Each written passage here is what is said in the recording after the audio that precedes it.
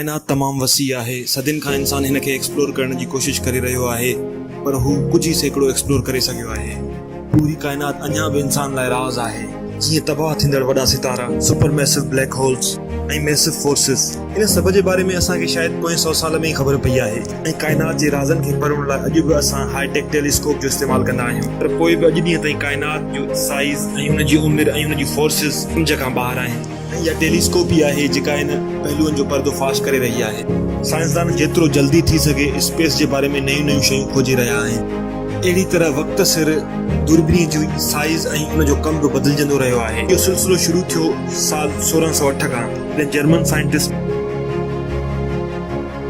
N लिपर्सी दूरबीनी इजाद कई हुई ऐं 1609 में गैलीलियो हिन ई दूरबीनी खे इस्तेमालु कंदे कायनात खे जांचो हुयो। 20वीं सदी जी शुरूआत में इहे दूरबीनियूं असांखे ख़ला जी गहराईअ में वठी वयूं, जेका अॻु में असां ख़्वाब में बि नथा सोचे सघूं। जहिड़ो कि सैटर्न जी रिंग या जुपिटर या ताक़तवर ककड़, पर निज़ाम शमसी खां ॿाहिरि गिरह, सितारा ऐं एंड्रोमेडा गैलेक्सी जे बारे में ॼाणण अञा बाक़ी आहे। स्पेस साइंटिस्ट लाइमन स्पिट्ज़र 1946 में अहिड़ी दूरबीनी ठाहिण जो बुनियाद रखियो, छो त ज़मीन ते मौजूद दूरबीनियुनि सां कायनात खे जाचण में वायुमंडल इलाही रंडक विझी रहियो हुयो।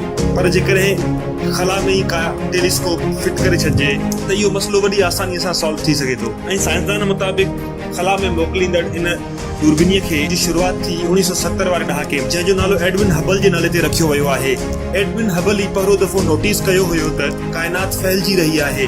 1925 में हुन कायनात में हिकु चमकीली शइ जी खोज कई। हुन सोचियो त शायदि ही हिकु नेबुला आहे, जंहिंजो नालो हुन एंड्रोमेडा नेबुला रखियो। पर बाद में ख़बर पई त इहो असांजे कहकशां खां दूर ॿियो कहकशां मौजूदु आहे। इन दूरबीनीअ खे अमेरिकन स्पेस एजेंसी नासा ऐं यूरोपियन स्पेस एजेंसी ईसा मिली करे ठाहियो आहे। हिन तारीख़ी दूरबीनीअ खे ठाहिण में साइंसदाननि खे कुल 20 साल लॻा हुया। लॻभॻि 10,000 साइंसदान ॾींहं राति महिनत करे, पर हिन खां वधीक नासा जी एस्ट्रोनॉमर नैन्सी ग्रेस रोमन जो, जंहिं ॻाल्हि करे हिन खे मदर ऑफ हबल चयो वेंदो आहे। ही एडवांस टेलीस्कोप ज़मीन जे हेठे मदार में 375 माइल फी कलाक जी रफ़्तार सां रोटेट कंदो आहे ऐं कायनात जे अहिड़े राज़नि खे परोड़ींदो आहे जेके हिन खां अॻु कंहिं बि न सोचा हुया। उअं त हबल टेलीस्कोप तमामु मुश्किल जो कमु हुयो त इन खे कहिड़े तरीक़े सां पावरफुल बनाइण सां गॾु हिन जी साइज़ खे बि घटि रखियो वञे, जंहिंसां हिन खे ख़ला में वठी वञण में आसानी थिए।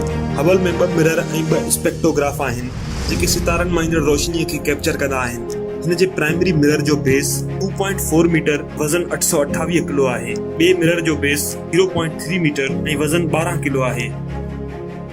हिन टेलीस्कोप में हिन तरफ़ खां रोशनी दाख़िल थींदी आहे, प्राइमरी मिरर में रिफ्लेक्ट थी ते मुड़ी करे ॿिए मिरर में टकराईंदो आहे। पोइ हिन जे प्राइमरी मिरर में निकितल नंढड़नि सुराखनि मां रोशनी गुज़रंदे इंस्ट्रूमेंट वारे सेक्शन में दाख़िल थींदी आहे। ऐं हिकु ॻाल्हि जेका हिन दूरबीनीअ खे बाक़ी दुनिया जी दूरबीनी खां मुख़्तलिफ़ बणाईंदी आहे त हबल टेलीस्कोप रोशनीअ सां गॾु अल्ट्रा वायलेट शुआ ऐं इंफ्रारेड शुआनि खे बि कैप्चर कंदो आहे।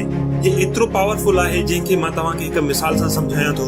हिकु सेकंड लाइ असां मञूं था त असां पाकिस्तान में कराचीअ में हिकिड़ी मोमबत्ती ॿारियूं था त उन मेणबत्तीअ जी रोशनीअ खे हेठि दूरबीनी ग्रीनलैंड खां बि कैप्चर करे वेंदो। हबल टेलीस्कोप फोटो कढण खां पोइ हिकु कम्युनिकेशन सैटेलाइट खे मोकिलींदो आहे ऐं इन वसीले इहे ई फोटो नासा ताईं पहुचंदा आहिनि। हिन टेलीस्कोप खे कंट्रोल कंदो आहे गोडार्ड स्पेस फ्लाइट सेंटर। हितां ई इहे photo space telescope science institute में वेंदा आहिनि। इंस्टीट्यूट में मां ईंदड़ तस्वीरुनि खे रिसर्च थींदो आहे।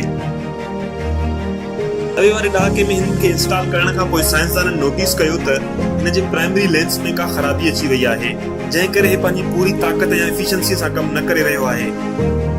खां पोइ एस्ट्रोनॉट्स जी हिकु बहितरीन टीम 1993 में हबल सर्विस मिशन ते वियो। जहिड़ी तरह का मशीन पुराणी थियण ते हुन ते सर्विसिंग करणु ज़रूरी थी वेंदी आहे, अहिड़ी तरह हिन दूरबीनीअ खे बि सर्विसिंग जी ज़रूरत हुई। ख़ला में ई हिन जे मिरर खे चेंज करे 3 एस्ट्रोनॉट्स नामुमकिन खे मुमकिन करे ॾेखारियो। खां पोइ हबल अहिड़ियूं शयूं ॻोल्हे ॾेखारियूं जंहिंजो कंहिंखे बि अंदाज़ो न हो। हबल ॿिए कहकशां उन जे सितारनि ऐं गिरहनि खे जनम वठंदे ॾिठो आहे, जंहिंसां असांजे कहकशां जे जनम जे बारे में असांखे बहितर जानकारी मिली सघी। बिग बैंग सुपरनोवा खां वठी असांजी काइनात केतिरी स्पीड सां फैलिजी रही आहे इन जे बारे में हबल ॾाढी मुफ़ीद मालूमात फराहम कई। हिन महिल ताईं हबल ते 5 दफ़ा सर्विस मिशन थी चुको आहे जंहिंमें टेलीस्कोप जे ख़राब पुर्जे खे रिप्लेस करे हिनजी इफिशिएंसी खे बरक़रार रखियो वियो आहे। पर जहिड़ी तरह हर शइ जी हिकिड़ी एक्सपायरी डेट हूंदी आहे अहिड़ी तरह हबल टेलीस्कोप जो बि हिकिड़ो एक्सपायरी डेट अची चुको आहे ऐं हिन टेलीस्कोप जे रिप्लेसमेंट जे तौर ते नासा $1000 करोड़ ख़र्च करे हिकु नओं टेलीस्कोप लॉन्च करण वारो आहे जो नालो आहे जेम्स वेब टेलीस्कोप। हिनखे ज़मीन खां 15 लख किलोमीटर परे हवा में छॾियो वेंदो। हिन टेलीस्कोप जी हिकिड़ी ख़ासियत हूंदी त हीउ इंफ्रारेड खे वधि खां वधि कैप्चर कंदो। जी लॉन्च डेट 31 मार्च 2020 ते तय कई वई आहे। हालांकि हे दूरबीनी ख़ला में वञण खां बावजूद बि हबल कुझु सालनि ताईं पंहिंजो कमु कंदो रहंदो जंहिंसां असां ॿिन्ही दूरबीनियुनि सां ख़ला खे एक्सप्लोर करे सघंदासीं।